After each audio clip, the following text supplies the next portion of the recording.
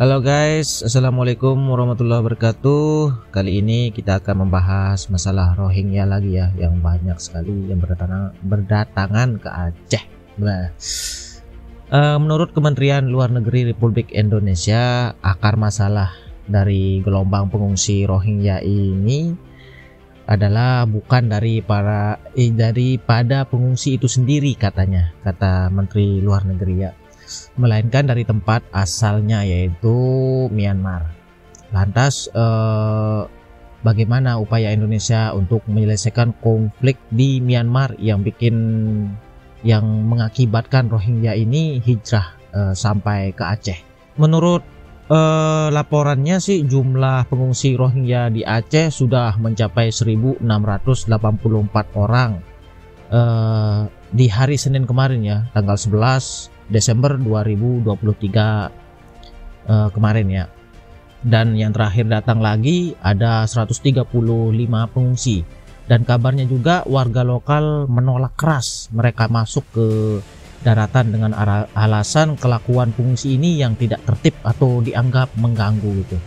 Dari juru bicara Kementerian Luar Negeri sendiri, yaitu Lalu Muhammad Iqbal, mengatakan masalah Rohingya tersebut berakar dari masalah konflik di Myanmar. Jadi konflik tersebut harus diselesaikan menurut Iqbal. Pak Iqbal katakan Indonesia menegaskan kembali posisi bahwa yang harus diselesaikan adalah akar masalahnya, dan akar masalah itu datang dari Myanmar yang hingga saat ini belum selesai. Jadi bagaimana ya cara membantu menyelesaikan konflik negara tetangga Indonesia di utara seberang lautan ini ya? Indonesia mungkin akan melakukan kemampuannya untuk membantu agar konflik di Myanmar dapat segera diselesaikan. Sebagai langkah konkretnya, caranya mungkin diplomasi di tingkat Asia Tenggara atau ASEAN ya, dan forum yang mungkin lebih besar lagi. Pak Iqbal juga menambahkan bahwa nanti akan ada mekanisme tersendiri untuk menyelesaikannya, dan Indonesia juga berpartisipasi aktif dalam mekanisme yang sudah ada dalam kerangka ASEAN maupun kerangka yang lebih luas, dan upaya-upaya akan terus dilakukan oleh Indonesia. Sebenarnya konflik besar di Myanmar ini dapat ditarik mundur paling tidak sampai ke Juni 2012 silam ya, yakni konflik etnis Rakhine beragama Buddha dan etnis Rohingya beragama Muslim.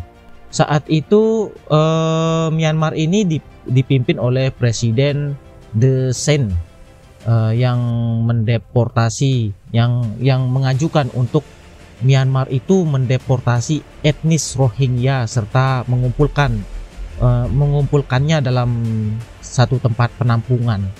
Akibat dari kejadian ini sebanyak 140.000 jiwa terusir dan 800 orang tidak mempunyai kewarganegaraan. Di antaranya juga 3.000 bangunan rusak dan hampir 60.000 orang kehilangan tempat tinggal.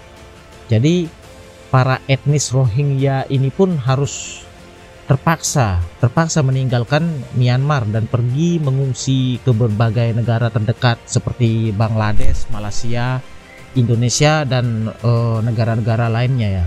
Indonesia sebenarnya tidak bertanggung jawab untuk pengungsi dari negara manapun, karena Indonesia itu tidak meratifikasi Konvensi tahun 1951 tentang status pengungsi yang dibuat di kantor Eropa Perserikatan Bangsa-Bangsa atau PBB di Jenewa pada tanggal 2 sampai 25 Juli 1951. Indonesia tidak meratifikasi konvensi ini ya, tidak pula meratifikasi protokol pengungsi pada tahun 1967. Maka Indonesia bukanlah negara tujuan pengungsi, melainkan negara transit untuk pengungsi saja ya.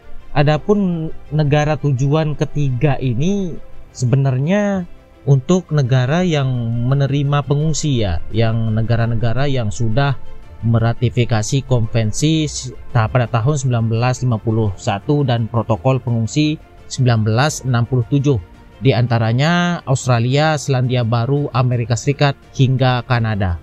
Pak Iqbal juga yang selaku juru bicara Kementerian Luar Negeri Republik Indonesia menegaskan bahwa tidak terikat dengan konvensi tentang pengungsi. Selama ini penanganan pengungsi yang dilakukan Indonesia semata-mata karena dilandasi nilai-nilai kemanusiaan. Sampai saat ini Indonesia terus menjalin kerjasama dengan berbagai organisasi internasional, khususnya UNHCR atau Komisioner Tinggi PBB untuk Pengungsi, dan IOM, Organisasi Internasional untuk Imigrasi. Dan koordinasi itu terus dilakukan baik di level PBB maupun di lapangan. Tak kalah penting sebenarnya, Kementerian Luar Negeri juga akan fokus ke masalah dugaan tindak pidana perdagangan orang ini, bos.